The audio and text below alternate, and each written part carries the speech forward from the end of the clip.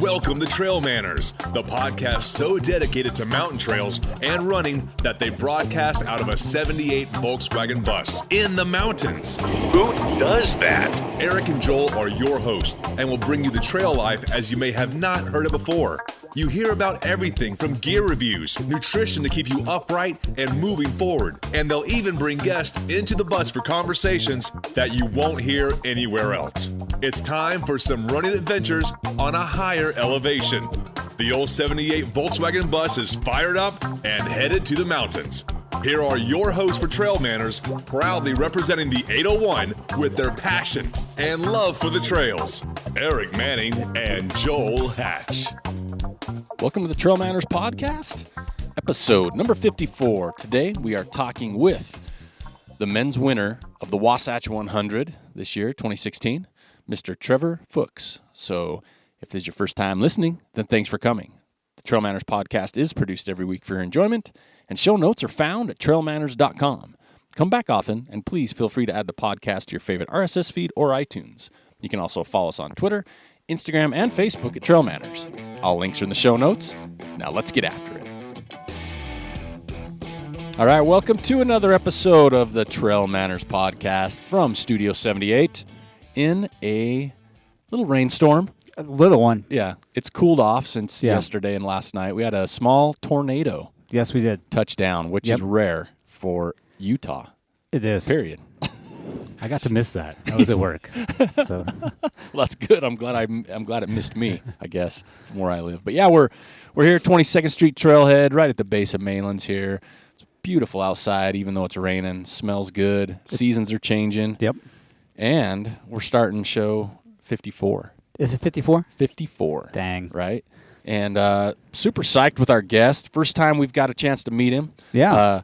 It's Trevor Fuchs, right? nailed it. Nailed it. Dang it. We've been working on that. I know, for the last 5 minutes. For practicing. sure. And I've been all over the board. But it's German for Fox, so Yeah. we're going to talk him into making that legal change here pretty quick. Or at least an think so. ultra sign-up change, Oh, yeah. right? I think we can get a GoFundMe thing set up, to kind of get some funds going for that, because it's kind of pricey to change that last name. Is it expensive? It is. Yeah. Maybe. I don't Joel's know. like, yeah, man, I've done it 5 times. Yeah, right? Witness I protection. know. Since the summer of '93, I've had to do it several times. Trust me. All those warrants. Yep. But yeah, so quick little before we get into the show. I mean, we're going to start and talk about him a little bit. But Trevor just came off the win on the men's side for the Wasatch 100. Yeah, right. And that's so no joke. Anybody that's run that course knows anything about that course. It's serious. It's a big, nasty monster. Mm-hmm. Right. And with the changes, it didn't make it any easier out of the gate. So we'll jump into that later. But that's just kind of the quick intro.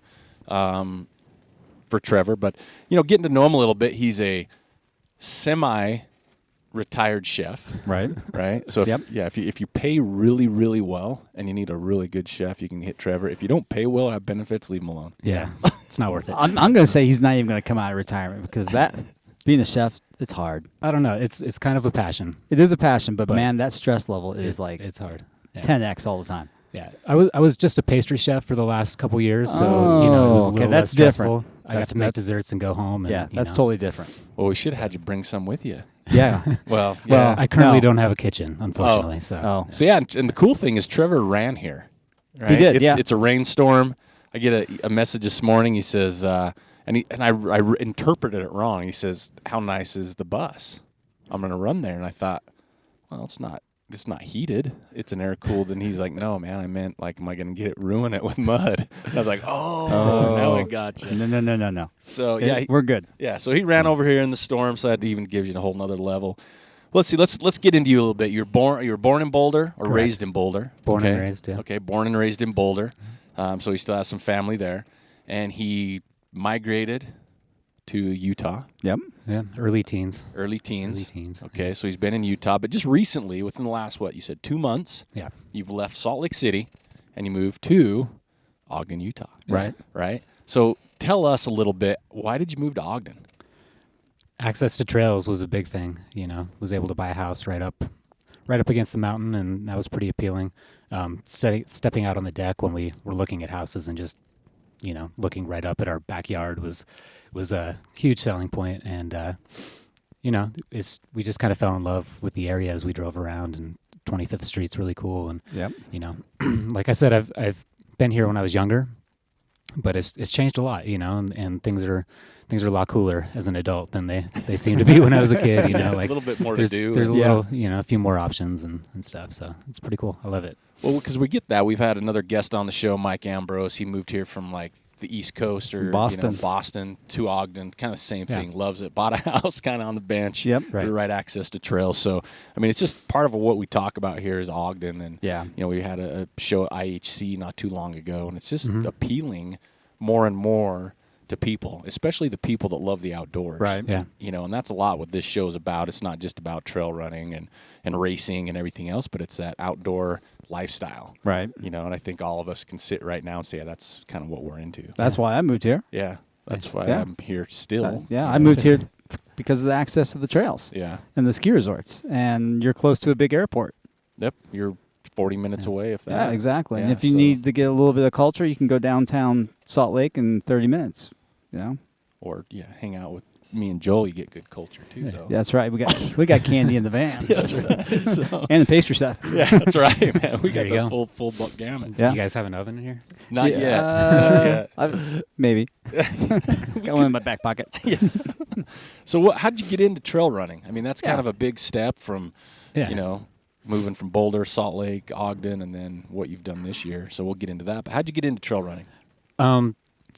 So I grew up in Boulder, huge running community there. My dad was a marathon runner. That's why he moved to Boulder to train. wow. You know? Wow. He was good friends with Frank Shorter, if you're familiar with him. Yeah. So That guy's kind of fast. I really grew up in that sort of, you know, community, and then I completely rebelled from it. You know, I had no interest in running whatsoever. I did a lot when I was a kid. I was on like the Boulder track team and ran a lot of 5Ks and stuff. We with need my to dad. go back and restock him because we totally missed all this We information. missed all that, We missed right? all this information. You're a tough one to stalk. We're Oh, good. sorry, yeah. I'm not- and we were struggling. So I'm not super like social media. You'll get a rant out of me every once in a while, and that's about That's it. But, about. I didn't see those.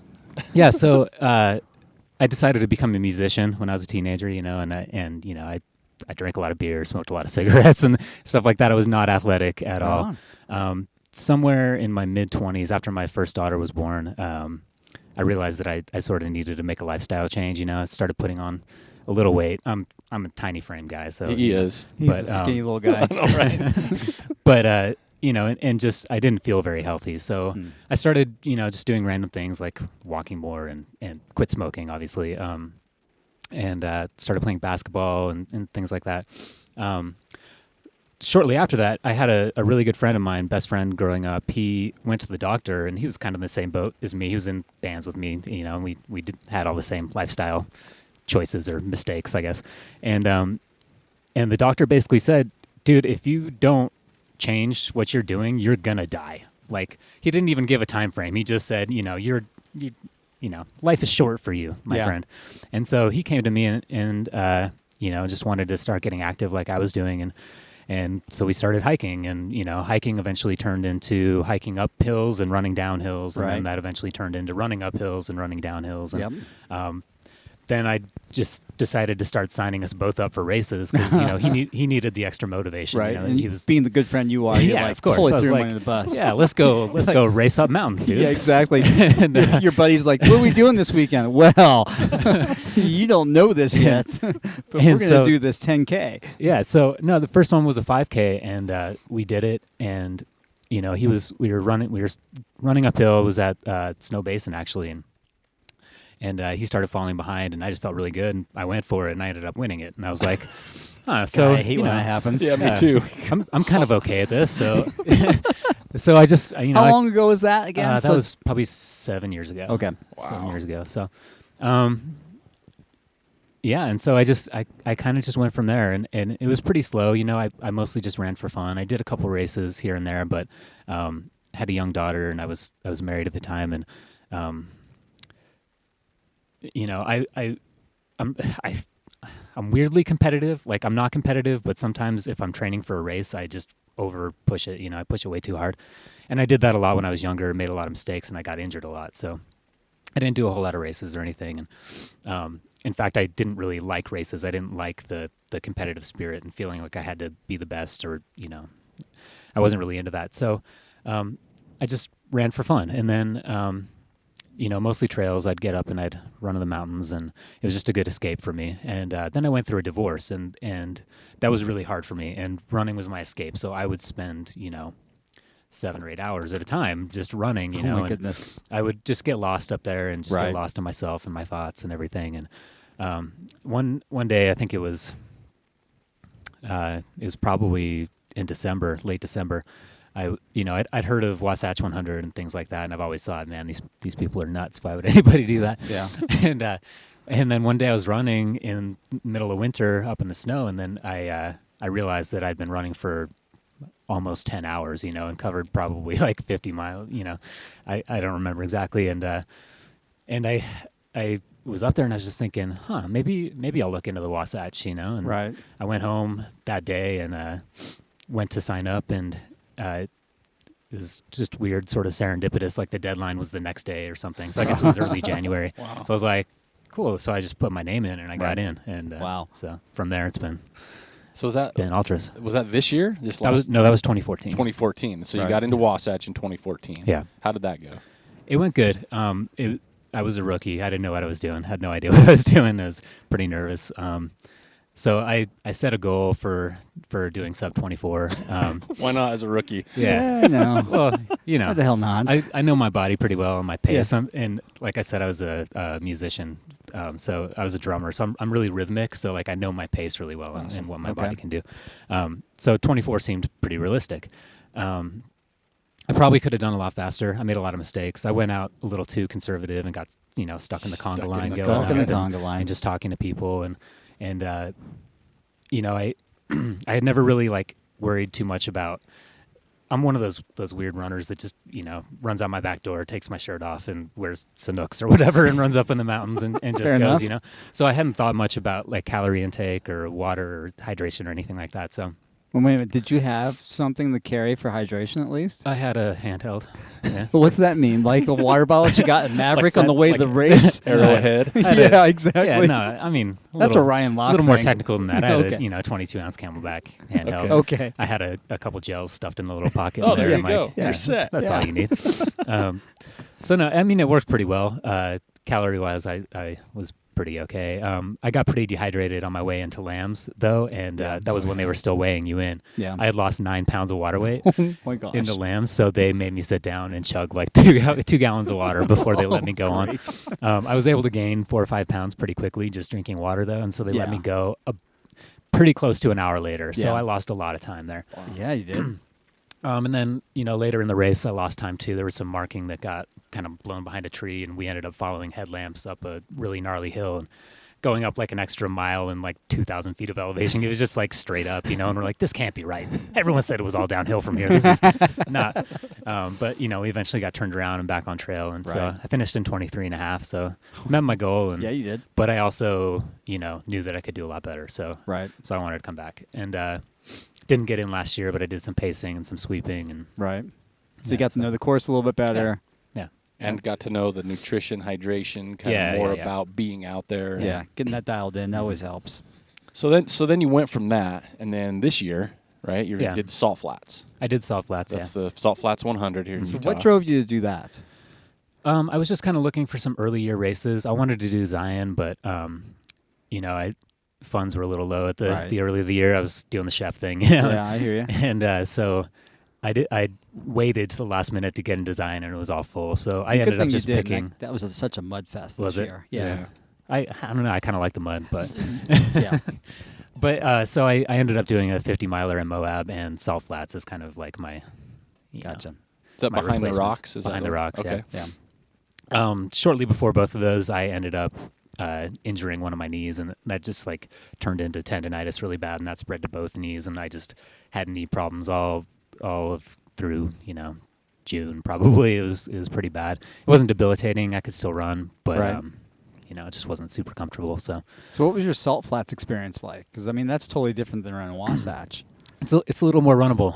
Well, it's all runnable, right? It's the whole thing is. And that's part of the reason I wanted to do it too, is I Yeah. wanted to kind of see how I could do in that environment. And, Right. unfortunately, none of it was actually run on the salt flats because there was so much rain in the that's few weeks right. before. There was 4 inches of standing water on the flats. Oh. So we got diverted on service roads just up by the mountains for Right. the first 26 miles or something. So still very runnable, very easy.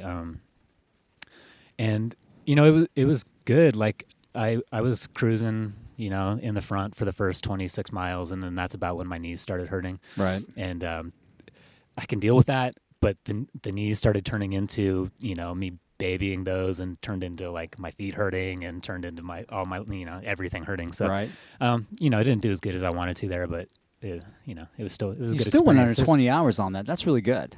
Yes, just under 20. It's 19 something, right? 1952. There was one section in there called the mud flats, if you're familiar with that. Yeah. And with all the rain, the mud flats were very muddy. You would sink in about 6 inches and come back up with 20 pounds of mud on your feet Yeah. every step, and that was like 2 miles of just trudging through that. It was gnarly. That's So, torture on the knees, too, yeah, especially if it they're was tender. pretty bad. Torquing on those and the hips and Yeah. every little bit of everything. So after you ran and you kind of got over the 10, how did your training heading into Wasatch, did it differ from before since you knew more? Did you change things up? I mean, how did your training go heading into Wasatch? Early on, it was really just what I could fit in. I was really busy this summer, selling a house, buying a house, changing jobs, having a baby, stuff like that. So it was really just what I could fit in. I did a lot of flat with, kids in the jogging stroller. But on the weekends, I would get up and I'd try to do a lot of summits, 10,000, 11,000 feet summits if I could. Whether it was slow with friends or if I incorporated it into a 30-mile run or whatever, I would just really try to get up to elevation and do a lot of climbs. That was the big thing. I just did a lot more climbing this year than I have in the past. And, I was pretty smart about training this year. I never really overdid it. I pushed it a couple times. It got to that point where I was super irritable, and I'd catch myself like about to throw something at the wall, and it's like, wait, why am I doing that? I'm not that guy, So I pushed it, but I just was right on that line the whole time, and it ended up being pretty perfect. I felt pretty good going into Wasatch. So is there, because Salt Lake, Ogden, it's all there's a huge trail running community just all up and down the Wasatch front. Was there anybody that you ever picked their brain with on the course, or trail running, or nutrition, hydration, or is that something you kind of figured out on your own, or how'd that work out for you? I'm kind of a lone wolf when I run. I don't really run with anybody. So occasionally I'll look at blogs and forums and stuff like that and see what other people do, but when it all comes down to it, it's really what works for you, and I'm different too. I'm actually vegan, so so my nutrition needs are a little different than others as well. Right.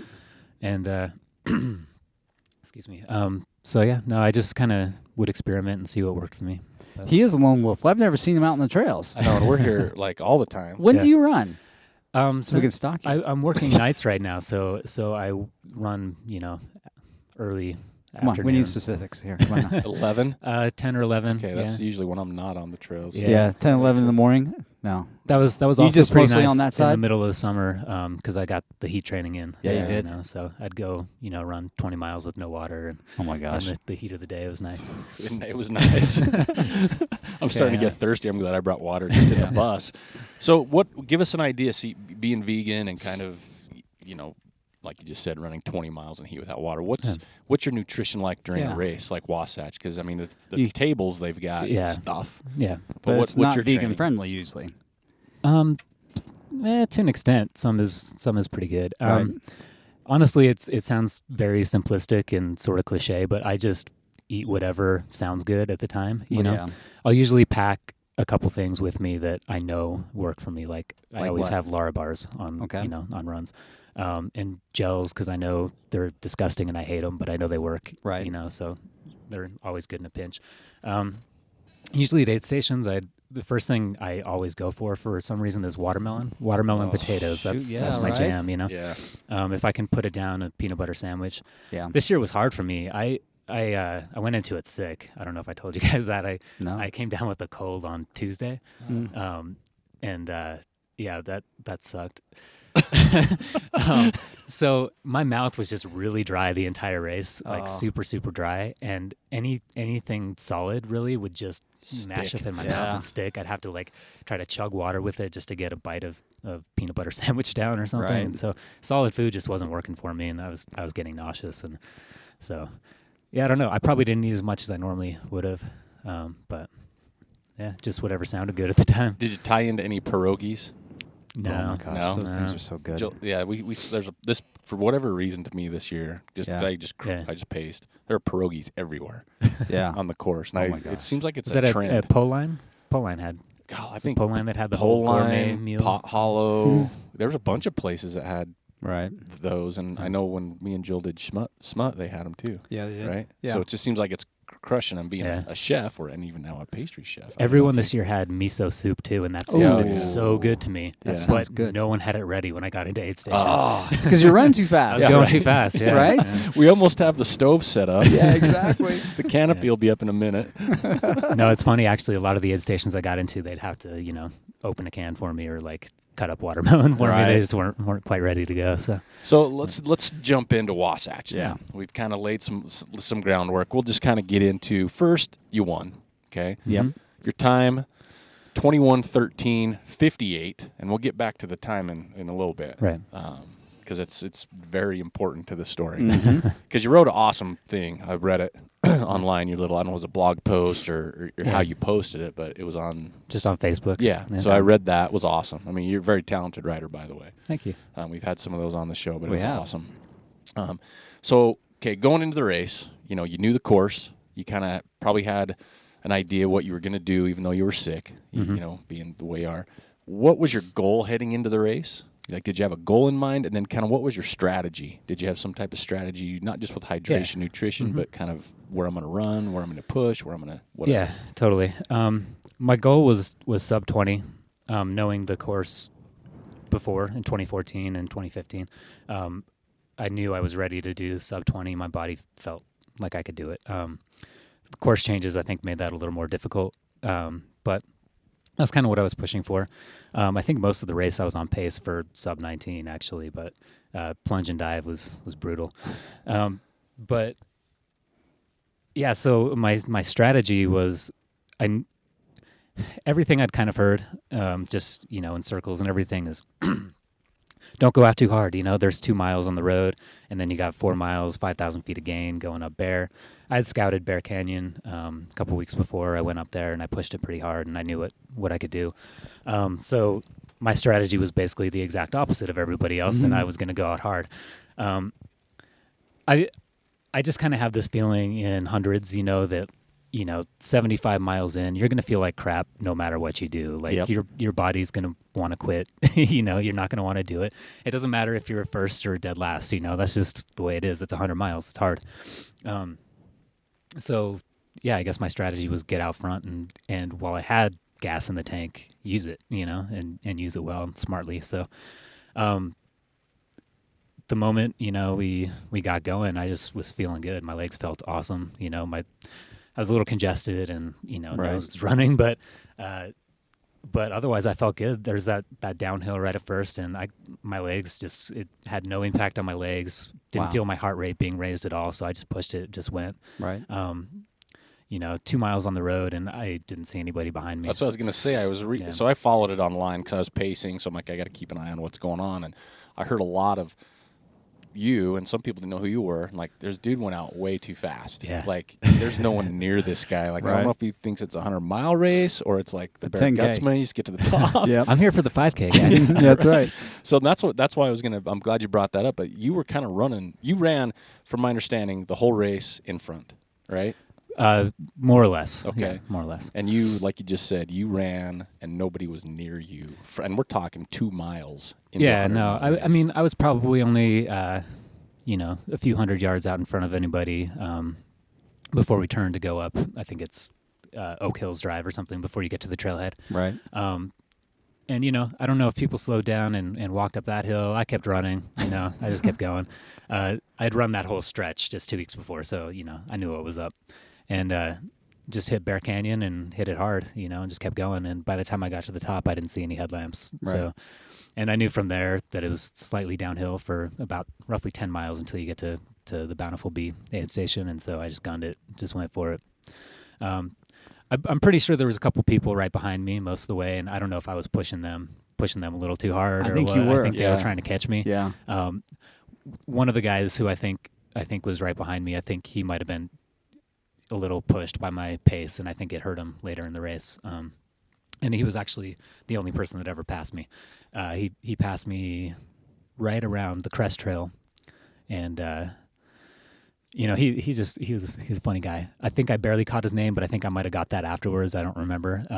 But he had no interest in talking. When I had been running for 60 miles by myself. I had a pacer for a minute. He ended up dropping. Wasn't feeling awesome. So Probably couldn't keep up. Yeah, right. yeah, no, he was puking a little bit and From trying to keep up with you. So this guy caught up with me and I said, "Hey man, how's it going? What's your name?" And I think all I really got out of him was sort of a grunting sort of noise. It's like, okay, cool. And I was hitting my wall at that point, so he kind of passed me, but it was good motivation to pick up my pace. So I just tailed him and stayed right behind him and went through an aid station, and then it was downhill going into Brighton from there. And I just I was feeling the downhill of this race, so I passed him and never saw him again. So that's about Scott's Pass, right? Yeah. Is that Coming right off of around Scott's. there. Okay.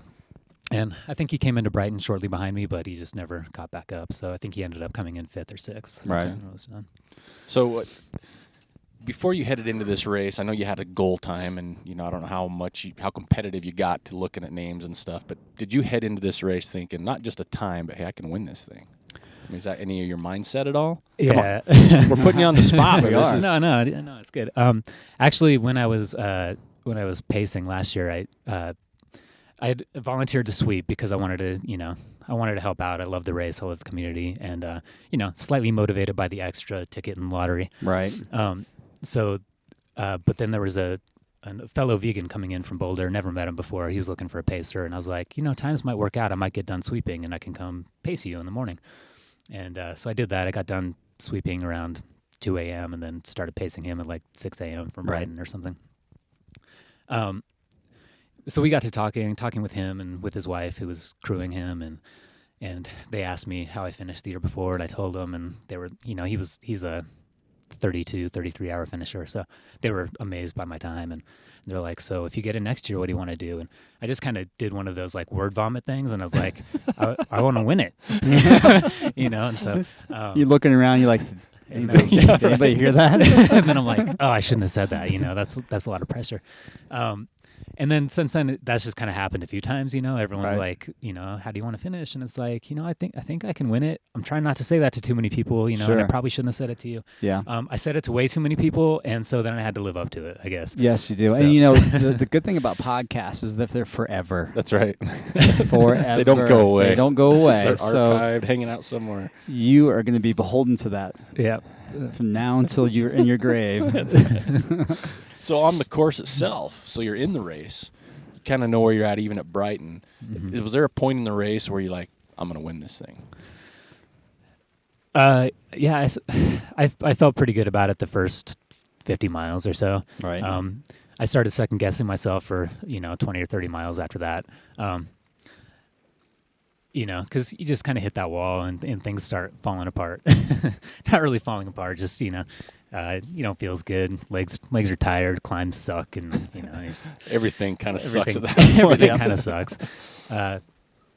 But I was always pretty confident. I ended up having another guy who came in second, and we'll get into that fun part of the story. Yep. I assume he ended up catching up with me and my pacer Evan just out of Brighton, and we just started talking and running together and doing that thing, and that made me a little nervous.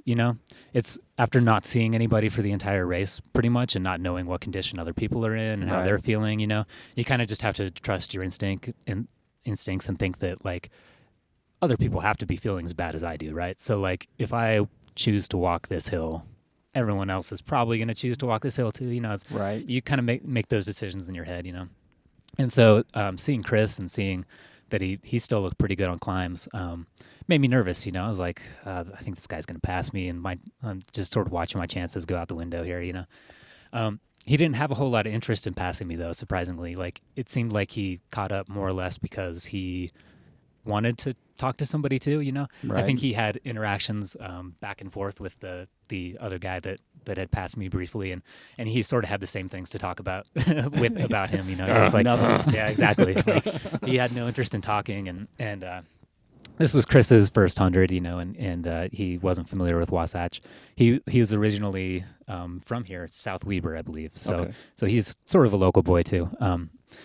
But he had never run any parts of the course, and we're coming into the night section, and he was really nervous. Never run 100, didn't want to get lost, didn't have any pacers. That's what I was going to say. Nope. So he was a solo. So catching up solo. with you guys was a huge lift for him, probably mentally. Yeah, probably.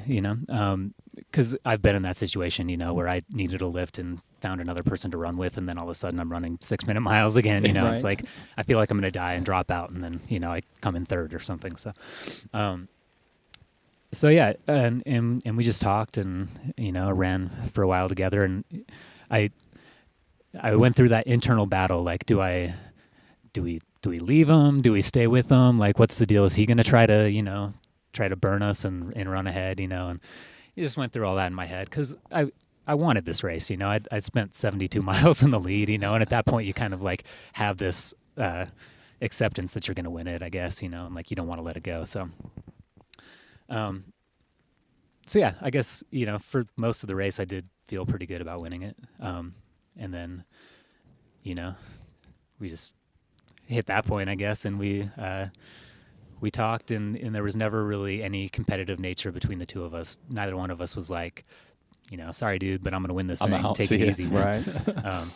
And I mean, we just kept going all the way to the finish. So for about 20 miles or a little more than that even, I guess? Yeah, it was about 28 miles. I do remember specifically leaving an aid station and saying, "Don't worry, dude, it's only another marathon to go." And everyone was kind of like, "Why did you say that? Why would you ever say that?" I was like, because I word vomit. That's why.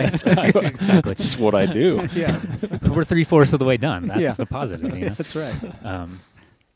So you did run with Chris, and that's kind of an interesting topic, and people were I noticed on social media looking into it because we've seen it in trail running a lot, especially this year. We've seen it a few times where guys are finishing together. Right. They run together at the end, and it kind of is interesting with the trail running communities, like you talk about. It's competitive, but sometimes it's more competitive with yourself than it is with someone else. Mm-hmm. So you see it a lot where people run together. Yeah. Right. The front runners, I mean, was it Hard Rock? Yeah, it was Hard Rock. Yeah, I mean, Killian and... Yeah, so I mean, there you Slow. go. Yeah, right. A big race like that, one of them could have won it outright, and instead they came across. And so how did that, you guys never talked about this, right? I mean, you just kind of ran. Not really. Yeah, we just ran. And honestly, that's how I finished my last 2 ultras earlier in the year. As I was injured and usually found myself in a dark place in those. But I'd end up running with somebody and we'd finish the race together. Salt Flats, we came in 3rd and 4th, and it was really due to a technicality that I was in 3rd. We tried to do a jumping, like pose right across the finish line together, and your little apparently pinky my came out knee or something went out just before, and so some technicality I was in 3rd, but. That's really what appeals to me about the ultra marathons, though, is it's not super competitive. It's not a marathon. You don't have people pushing off each other, at the start. And, right.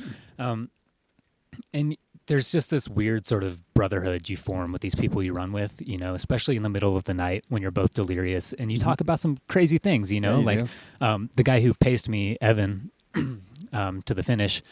We had finished a race earlier in the year together in Moab, the Behind the Rocks, and I think we spent probably 2 hours talking about weird poop stories, just the most disgusting, embarrassing stories that we could think of, You got one you want to share? I probably have a lot of great ones, but we can save that for another time. But yeah, you just talk about these funny things, and you get to know people on this weird sort of intimate level, I guess, that you wouldn't know, you wouldn't get right with a coworker. We get it. We understand. Oh yeah, we do it all the time. Yeah, maybe not poop stories. Yeah. So here's this guy. He drives down from Lander, Wyoming, to pace me at this race, and he's met me once. We talked for 3 or 4 hours, That's all right. So you form this sort of relationship with these people. It's really cool, and especially if you stay in touch. So that's really what I love about the community and what I love about the ultramarathon. So it wasn't a change for me to run with Chris, and it never felt like weird or that it was going to have to come down to that we were going to have to sprint it out at the end or anything just to decide a winner. So and I was perfectly happy to share the win with them. It's like, let's just finish this thing together. Yeah, so reading the accounts of it and reading what you wrote and then seeing what Chris even responded by, and I remember I paced and I got to the finish and it was a little bit after you. But hearing who won, it's like, they were separated by 3 seconds. Yeah. And I'm like, I would have loved to have seen them run up the road. Because you're thinking that they're sprinting, right? Yeah, because if you're not familiar with the finish, you come finally off the trails and you have to go up a road. And I mean, up, it's pavement. It's runnable for sure, but you've also run 90 plus miles. Yeah. And so you can run it and you come around a corner to the finish line. So I'm thinking 3 seconds. That must have been that'd been awesome. Somewhat the drone following that through. And so finally reading your report on it, it was totally opposite of that. Yeah. Right? It's a lot more exciting on paper probably, but but no, I feel like it's probably a better story in real life though, than us actually sprinting it out. So he had sort of alluded to the fact that I think he used the word poaching off me and my pacer, and we never felt that way, but he sort of alluded to that, and that he felt like it was my race, because I was in the lead for 72 miles. And we were just sort of, he felt like we were letting him keep up with us. And I don't know, that's what it was. It was back and forth in me. I'm tired, and I'm like, because this guy has every right to win this thing as I do. Yeah. He caught up to you. Yeah, exactly. So run the same course and everything else. So, I didn't really feel the same way. I thought we should finish it together. But we got to the finish line, and he just slowed down and said, "Get it, Trevor." And at that point, I couldn't really stop. I was kind of confused and was like, "What?" Turn around and hear a beep. Yeah. So I crossed the line just a few seconds before he did, and then it was just a big mess of hugs, and everyone was excited. A lot of family showed up that I wasn't expecting to be there, and, awesome. and his whole family was there, and everyone was just stoked for us. And amid the mess, we just found each other and hugged and told each other we loved each other. And awesome, dude. Yeah, it was pretty good and emotional. And then we sat down and passed out. Well, I mean, I don't know. To me, that's awesome. Just another one of those awesome stories in a race. It's what it's all about. It is, because like you said, there's communities out there, whether it's running or any competitive sport or sport that's not the case. No, right? Yeah. I mean, I'm going to pass you. I mean, just recently on social media, there's like, I don't know, a triathlon or something, and a brother was I saw that. wobbling. His brother stopped to help him, and there's a guy that passed him, kind of turned around and kept going, and people like, I can't believe the guy didn't let his brother, I'm like, so it's interesting to hear your account of it and hear everybody, because when you posted your Facebook, I don't know, blog or race report, thank you, Joel, people were stoked. They're like, that is so cool, and I think it was on both parts, right? Yeah. Because it is anybody's race to win, and to see it boiled down to that, to me, that's just awesome. It really is. It's a great day by both of you, and it's 3 seconds apart. You both went under, 22 hours easily on a hard course. So. I think at the end of the day, he just really didn't want to lug back home to Flagstaff that really ugly, whatever mammal it is, golden skull trophy. Have you seen that? No, I haven't. Yeah, I saw some pictures. I'm like, what? Is that new? I don't know, because no. It's been that way for a while. I've never won one. So. Yeah, I don't know. Yeah, it's like a golden skull trophy. I think when that must be a Phil Lowry thing. John or Claude handed it to me. I believe they called it the ugly trophy. They were trying to find the ugly trophy. So. Yeah, no, so it's ugly and beautiful at the same time. But I think he just didn't want it. So lug it back. It's like, it's just more hassle than it's worth. No, you don't have to check I got to put that on a plane. He's kind of pointing at you, going, "Ha ha." Now you got to take it home and put it somewhere for people to see. That's right. So with the race itself, is there, coming away from it, I mean, what was kind of your emotions? You talked about at the finish and the hugging and the family there. I mean, this is a few years in the making, but realistically, it's a lifetime in the making when you go back to your health and your lifestyle. And now here you are, one of the, premier races in the country, and you won the thing in a very good time. Yeah. I mean, what kind of emotions have you gone through, family and your life? I don't know. One of the biggest reasons that I do this is just to kind of prove to my kids that no matter where you are in life, you can do anything that you want to do. You just have to work for it, and everything's achievable. So that was pretty emotional for me. My daughter was there, and she's getting to the age now where she really sort of understands these things. And, I trained pretty hard this summer. It's not like I was gone all the time, but we have weird schedules now. I'm working at night. So, she would be over on the weekend, and she'd be like, Dad, really, you're running again? And it's like, I know, honey, I have to, and I promise it's all going to be worth it type thing. So for her to be there and to see me win and to kind of be old enough now to really put those two things together, like, oh, okay, all that running actually led up to this and did something good. So, that was a really good feeling for me.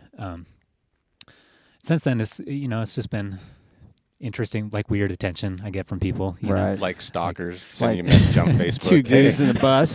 No, so I have had a lot of friend requests on Facebook, which is weird and right? cool, because that's kind of how I see my self-worth, is like how many friends I have on Facebook. So that's been great. We'll start posting pastry pictures, and they're going to increase even more. Oh my gosh, yeah. That's my Instagram. Yeah, you got to go to my Instagram for the food pics. So, well, it's interesting you say that because we've had some people in the bus sitting right where you're at, and it comes back a lot of times to my kids, my family. Showing my kids what is possible and what I can do, and to me, that's why I'm not saying that's my sole purpose in doing what I do, but it's always great when you do it and you see your kids just shaking their head to a degree, right? Because it is, like you mentioned, it's a sacrifice for your family. Mm-hmm. It's a selfish sport. We've talked about that many times. It's a very selfish endeavor for sure. But when you finish something like that and your family's there and you're hugging, everybody gets to celebrate what you accomplished, whether you win the race or whether you finish, 35-59, right? I mean, everybody gets to celebrate your achievement, which in return is you saying thank you for supporting me and letting me do this type of thing. Yeah. So it's really cool to hear those stories because Joel has, a son. I've got daughters. Obviously you have kids, so it really hits home. And I think a lot of people out there have families on some level, even if it's a dog, right? Right. Yeah. They count. They definitely count. So.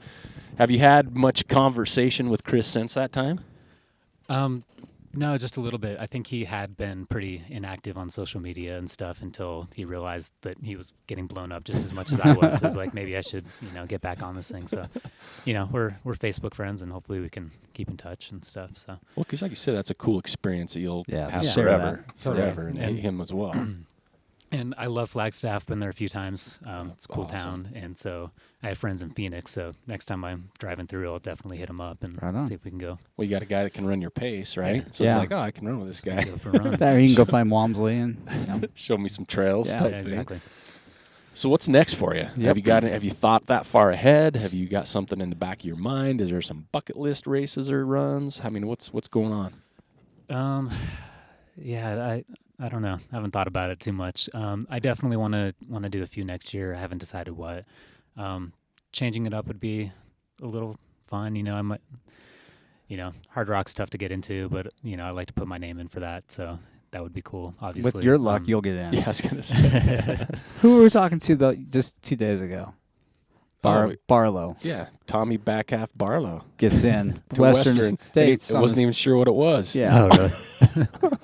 So yeah, the magic of the bus is going to let you get in the first time. Turtle got into Wasatch. Wasatch. I think Ty got into a race he was trying. Yeah, that fat dog. Yeah, so I mean, there's luck in this bus. That's right. Now. My name's going in the hat then. I like it. I think I want to do Wasatch again. It's our backyard, and it's a great race. It's beautiful, and it's tough and it's fun. So probably do that again as well. I'm kicking around the idea. I'm in such good shape right now. I'm kicking around the idea of doing another one this year. Like 100 or another 100? Yeah, there's a Javelina or maybe that one's Rio del Lago. I was thinking, is it Chimera? Oh yeah. Oh, Chimera. that's hard. That's California. Yeah. So that's Lake Elsinore. My brother lived there for many years, so I'm sort of familiar with the area and kind of love it down there. I have there you go. spot in my heart for that place. So I might try to get into that. We had some friends run that really liked it. Yeah, they did. In fact, I was just talking to Bryce Warren yesterday. He was he's supposed to be running the Bear, and he's kind of bummed about the course change and the weather. And his heart wasn't into it. He's like, I had the best summer of my life. I might go do Chimera. So Right. Did he drop out of the Bear? I don't know. I didn't look. Yeah, I wouldn't be surprised if. That's going to be a pretty gnarly one today. Huh? Oh, yeah. It's going to be terrible. Yeah, so because they changed that to an out and back. Yep. So they just go to Tony Grove and head back to the start. And there's people complaining about, I got a condo at Bear Lake and can't get out of it now. Yeah, you got to roll with the punches, though. You do. You really do. It just sucks. Yeah, you got to roll with that last climb. You got a nasty last climb now. Oh, my gosh. You got like a 4,000-foot climb before you get the 10 miles of downhill. Yeah. You're going to be, I can't wait for the carnage to come out of this. You got any desire to do that race? Yeah, I've wanted to. It's just it's so close to Wasatch that I've always kind of been in the lottery on that one. So it's hard to do both. 2 weeks is a little rough to try to do both of them competitively. Anyways, right? Yeah. So what about your recovery like? What's that been like? Did you recover pretty well? I mean, obviously it's been a couple weeks. You ran here, no problems. But was your recovery pretty good? It was pretty good. I'm starting to lose the toenails and stuff. That's about it. I was really nervous about it because I couldn't really eat much for about 2 days. I had no appetite whatsoever, and that's usually a big part of my recovery is eating everything in sight. Eating a whole pizza as a snack. That sounds good. But I could barely eat for 2 or 3 days, just no appetite whatsoever. But surprisingly, I've been feeling really good. So you look good. Yeah. I mean, ran over here. Yeah, that's a good run. Yeah. That's what me and Joe got to do today in the rain. Yeah, I'm about to head out as soon as the interview's done. Yeah. So with your recovery, being vegan, is it different? I mean, obviously it has to be a little bit different, but do you find yourself getting when you are hungry to get those calories, get that stuff in you to kind of help that recovery mode? Yeah. It's harder to get calories, yeah. Usually I just will eat an entire jar of peanut butter or something if I need a lot of calories. But so that's where the poop stories come from. That's right. Maybe. Never correlated the two. But, yeah. But yeah, so it's hard, but I've been vegan for years and years, so it's really not that big of a challenge. So it's just in your wheelhouse. You just know how to deal with it. I need to eat. Yeah, exactly. Well, kind of back to the beginning of the show. What throw us out some band names. Do you remember any of your band names? Band names. Yeah. They were all pretty bad, actually. Of course. Well, so two of my favorite ones, I guess, were later on in life, and they were more just sort of jokey bands. I was in a Weezer tribute band. Oh my gosh! But we were super nichey. We only did the Blue Album, and we played it from cover to cover. So we played like you were basically listening to the CD like when you came and saw us live. And so our name is Jonas because that made sense. Okay. And then we started kind of a jokey sort of dance type band. It's called Dance Dance Dance, and our thing was that we never actually got to the point where we played shows, but had we played shows, we would have done it in full-on 80s, 90s aerobic video style, spandex and headbands and have little choreographed dances. So. We'd love to have got a hold of some of that footage if you would have had it. No. I think a friend of mine in Phoenix still has tapes of some of those. Tapes were those, right? I don't know what tapes. Yeah, exactly. So do you still play? Do you still kind of have a band type thing, or are you not really with the family and not space really. and everything? Yeah, I mean, eventually I might get back into it. It's always been a passion of mine, but I think you've got plenty of time to think your next thing, right? Yeah. I mean, you had the Weezer thing, and then you had kind of the dance thing, and you've got time to figure out what is going to be your next shtick. Yeah, it could be like a Taylor Swift tribute band. Yeah, maybe. I don't know. No. Just it seems like everything's been done at this point, So I don't know. I don't know. I think there's always still room for something new, and especially if it's good music, then you can have a good act to go along with it. Yeah. Pick up a banjo. Yeah, that's overly somewhere. That's overly done right now. It's big still, though. Yeah, I mean, I like it and all, but come on now. Well, we appreciate you taking the risk and taking the chance to join us in the bus. Absolutely. I know. That was a big risk, man, because it was like straight up, who are these two jokers? I tried to head in with it like, hey, what's going on? This is what we do. So no, I've actually listened to a lot of your podcasts, and I'm a fan. So wow. Well, we appreciate that. I'm honored to be here. Sweet. Well, we appreciate that. We had some good people on the show, and I think you're definitely right up there. It's cool to get your story. super humble. Thanks. Yep. You know, and it's always good to hear that story, like you mentioned before, about kind of your life and how you turned it around, and you helped a buddy out realistically too, and you did it together. That's always a great story. So, does your dad still run marathon? He's still kind of in that wheelhouse? No. I think he stopped running when he hit his mid 40s. You know, Gotcha. he had some, a few health issues that kind of led to that. It's funny. He thinks I'm absolutely insane. You know, he was a marathon runner. And every time I've talked to him about this, he's just like, why would you want to run more than 26? I hated running more than 6 miles when I was a kid, you know, like, why would you do this to yourself? And then he realizes where I run too. You know, he's a road runner. Right. And he's like, so you run 100 miles in the mountains. It's like, he just doesn't get it. But he was super proud of all this. Of course. You know, so, and that was a cool feeling. He's a great guy, but he's also one of those people that has a hard time having those words come out of his mouth. The I'm proud of you thing. And so I think I may have heard that for the first time in my life. So that's awesome. That was another pretty cool emotional feeling for me. So that's really cool. Well, if he's in Boulder, he's in one of the hotbeds, you know, for this whole ultra trail running thing. So now he can put that on his business card when he goes around town. Maybe get a couple extra chais. Free yoga classes in Boulder. Yoga classes. Right. Because they're on every corner, right? Yeah, I mean, that's all you do there. Yeah, exactly. Chai and yoga. Isn't that part of your day? I'm kind of liking the idea of that right now. You carry your mat around. Yep. Sling it over your shoulder. Yep. You got to have your yoga pants on. Get your pants on. Whether you're a guy or a girl, you got to have them on. That's right. So that'd be cool. He'd get a tattoo on his lower back of your time. Right, so when he's doing yoga, I will pitch that to him. Yeah, I don't think it'll go over well. Again, we'll have to get a GoFundMe account set up for this. I can see it now. Well, that's awesome. I mean, now it'll be good, you know, for us, because now if we see you on the trail, we're gonna know who you are. Yeah, me and Joel have been on the trails before, and we see guys at 10 o'clock fly by us. And like, who the hell is that guy? Yeah, exactly. Like, who the hell is that? We don't know who this person is, right? And we take pride of knowing just about everybody who is around here. We should, at least. We do, for sure. I think we like to see people and talk to new people. We do, and that's the good thing about Ogden. There's so many new people moving here, or even getting into trail running. Yeah, it's crazy how many people you'll see on the trails. Yeah, at all times of the day. It's funny. I had seen pretty much nobody but lizards and rattlesnakes for the first month that I was out here. Right. And then I went for a run. I actually got out early, which is weird for me, but I got out at like 6 a.m. on a Saturday. Oh, yeah. And there was just hundreds of people exactly, right? Running. It's crazy. Like, wow, where did all these people come from? Yeah. It's great. So not great, but great. Me and Joel, we get out at about 5. Yeah. That's kind of our run time usually to meet. And we start to see people near the tail end. And that's weekdays, weekends. Yeah, it's every single day. If you get out on the weekends, it's even 7. It gets crowded. Yeah, and it's different people, too. You get 5 a.m. You kind of have the serious, okay, yeah, serious. Yeah, Joel's like, we're serious. Puffing up. And then 6 o'clock, you still have the, kind of the diehards. But then 7, 8, 9, you start seeing more like the weekenders out there, which is cool to see those guys too. Well, it is. There's different people that run at different times for.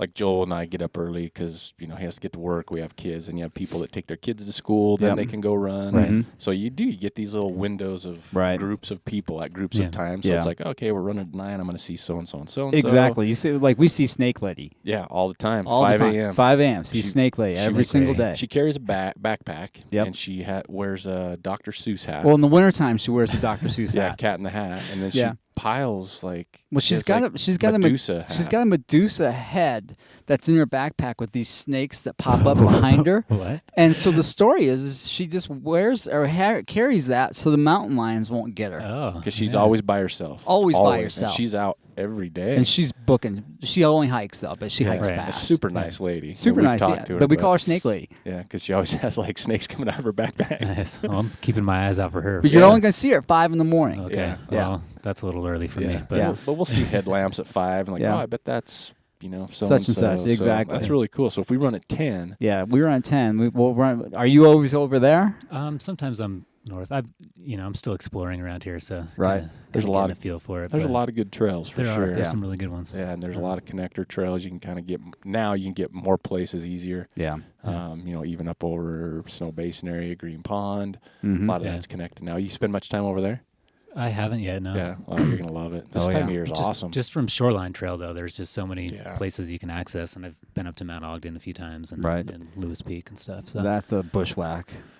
Through Malins, yeah, for sure. I guess it was up Buse too. Yeah. Buse is overgrown and nasty. Yeah, up Malins is gnarly too. Yeah. That first part's awful coming out of the basin. Yeah. It was sort of hard to follow. Was the that's worst what I'm talking thing. about. And then You get into you're the creek bed. boulder hopping up to the top, which was intense but fun. And I saw a couple moose there too, which That's always not good. happy moose either. No. That's always scary. Grouchy moose are never good. Especially when you're by yourself. Yeah. Me and Joel just slap high fives and take off in different directions. Yeah, pretty much. Well, yeah. Good luck. See you later, maybe at the car. Yep. Text me. Yeah. Give me an emoji. Well, yeah, thanks for coming on the show. Yeah, of Again, congratulations at Wasatch. Thank you. We've been here long enough to Wasatch is our back home course type thing, and we always follow We appreciate good performances. Yeah, because we know that course pretty well. So yeah, congratulations on that and everything you've done. Welcome to Ogden. Yeah. It's super awesome to have guys like you in town for sure that do it for the right reasons and appreciate it. Kind of move here for that. That's just really cool too. Yeah. So. So good luck with that, and we probably wouldn't mind getting you back on the show when you conquer Hard Rock and all these other things. I know. So, all right. and if you ever see us on the trail, just don't go. Just say, hey guys. Yeah, exactly. I'm not that guy. Awesome. All right, Trevor. Thanks for joining us. What a great morning. Yeah. All right. Thanks, guys. All right. We'll talk to you later. All right. Thank you for listening to the Trail Manners podcast. We sure want to thank Trevor for joining us today here in Studio 78. And again, congratulations on his win at the Wasatch 100. What an awesome dude. You're definitely going to see more from him doing it for all the right reasons. Again, great job, Trevor, and thank you for joining us. We want to encourage everybody to follow us on Instagram, Twitter, and Facebook at Trail Manners, or swing by the website at trailmanners.com. It's still not too late to get your Trail Manners gear there on our store page. Or you can hit us up on the contact page and let us know what you want to see, who you want to hear, or even if you would like to be on our show. So until next time, this is Eric Manning with Joel Hatch reminding you, you don't get what you wish for, you get what you work for. Now go get it.